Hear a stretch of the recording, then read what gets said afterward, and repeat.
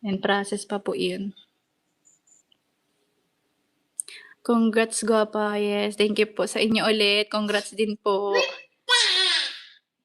Yung achievement po natin ay ito ay para din po sa inyo. Kasi kayo naman po yung mga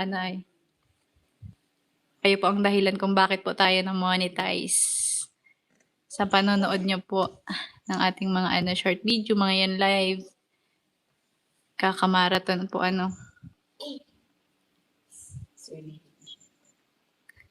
Kay Sir Leo D, shoutout po. And kay Saint Peter, andito na siya.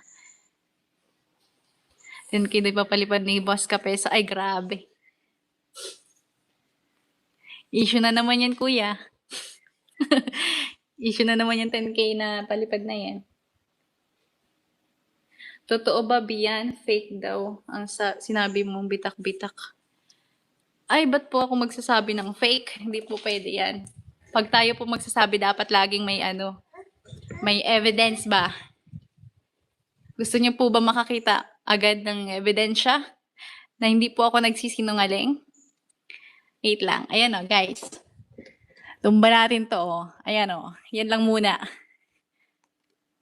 Ayan Hindi lang po yan ang bitak dito sa bahay. Madami pong bitak-bitak.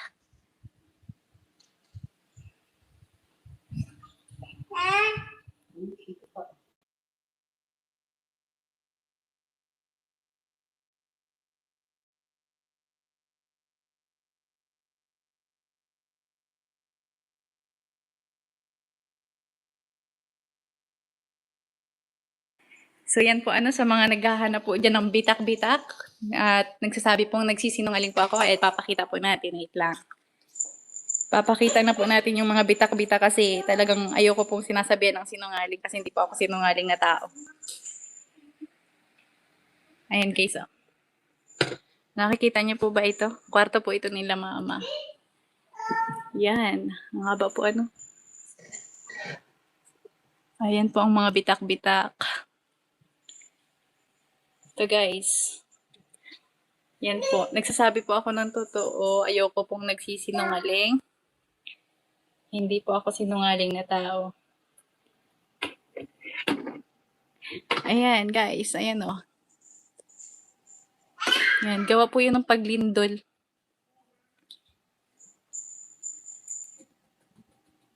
Ito po. Yan. Yan po yun.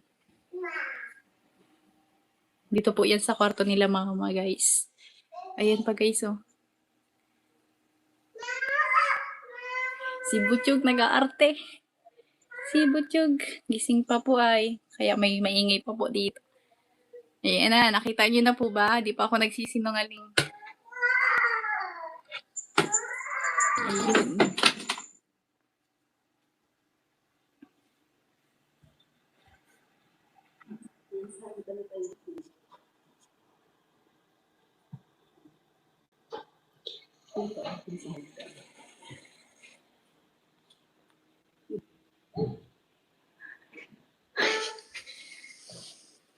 Ayan po Ito pa po wait lang.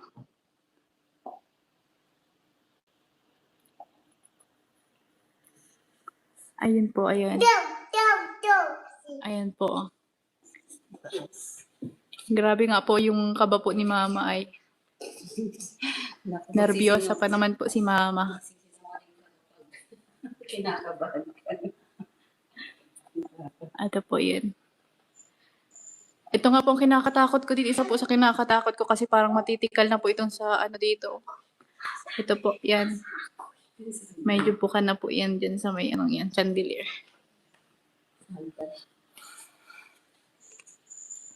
Grabe ang dami. Hindi lang po yan Kuya Kape. So kahit po dun sa banda sa may kwarto po yung sa labas. Ayan. Sa mga naghahanap po dyan ng bitak-bitak. Ayan po.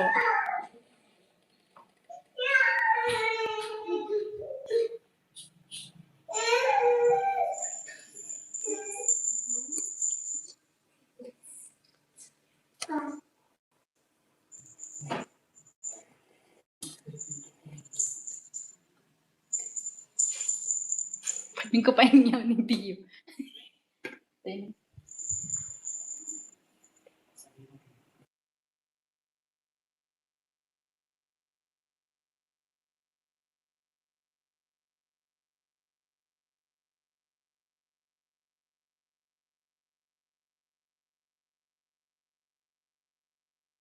So, yun po, pinakita ko na po yung mga bitak-bitak. Hindi po talaga ako nagsisinungaling.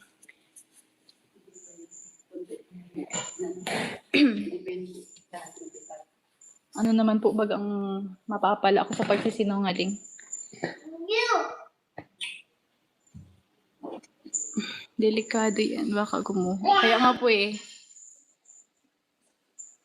Kaya pinalipat po kila Kuya Redsin ito nang naglindol po itong mga bata.